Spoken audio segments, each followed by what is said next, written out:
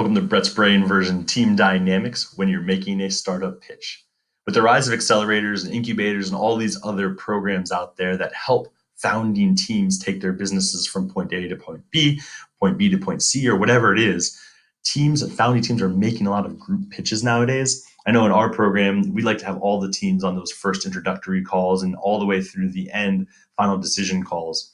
And they're usually really quick, 10, 15, 20 minutes. I think what a lot of founders miss out on is they don't realize that just as important as the content is how you interact with your teammates on those calls. How do you guys respond to each other?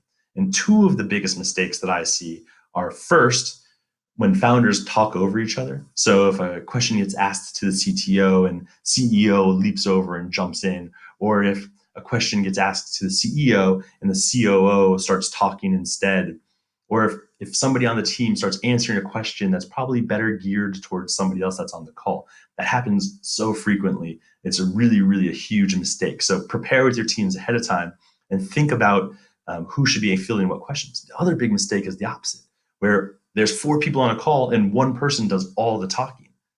At this stage, we're investing in teams. We want to work with teams. And so we want to hear a little bit from everybody.